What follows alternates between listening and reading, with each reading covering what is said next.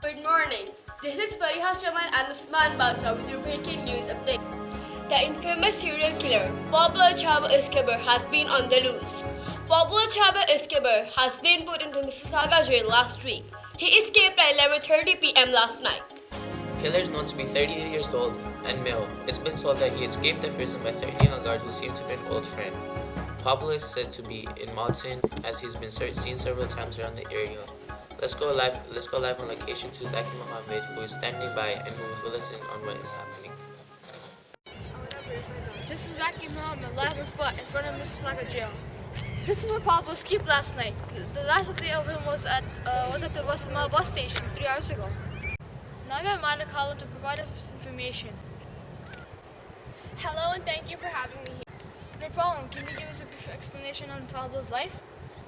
Yeah, I can. For many resources, Pablo was an orphan at the Elizabeth Orphanage in Brampton, who escaped his orphanage at the age of 9. He seemed to have schizophrenia, which caused him to be the way he is. After staying at the mental institution for 2 years in 2011, he escaped and once again started doing his crimes. He has committed over 50 killings in Canada and was finally caught last week and put into jail. So how did Pablo escape? From the information the jail had provided, a guard that was an old friend of Pablo threatened to let him out, and out of fear he did. Do you have any information on the guard who helped Pablo escape?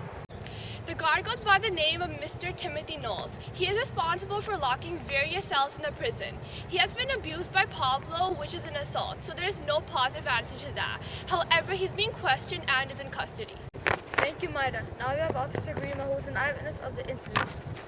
Thank you, Officer Grima, for joining us. Can you tell us what you saw when Pablo escaped? I'm Officer Grima from the Mississauga jail. I'm in charge of checking the cells at night, and when I had done that last night at around 10:30, I noticed that Pablo was not in his jail cell. I then immediately reported to the chief, and we put the entire prison into lockdown mode. A few minutes later, I looked outside the window, which is located on the left side of Pablo's cell, and I noticed that Pablo was actually outside on the barbed wires. Now, this has actually been confirmed because the police actually went and checked the barbed wires, and his blood was actually located on the barbed wires. So then we sent a bunch of police cars and troops in his direction, but he is yet to be found. It's been heard that there's a guard helping Pablo escape. Did you witness any of that? Yes, the guard goes by the name Mr. Knowles. He works night shifts at the prison, but I never really associated with him. It's actually quite a coincidence because when I did check the window to see if Pablo was outside, and when he was escaping through the barbed wires, Mr. Knowles was there yelling at him to escape. And he actually did provide Pablo with extra clothes so he could not be seen, which was in all black. And it's actually been confirmed because Mr. Knowles is in custody right now. He has been pleaded guilty for everything that he's done.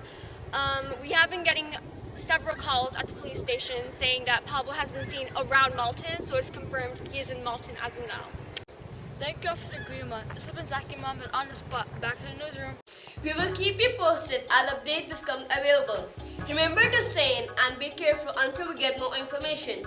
Pablo was last seen in bus station in Western Mall nearly 3 hours ago with all black and denim jacket.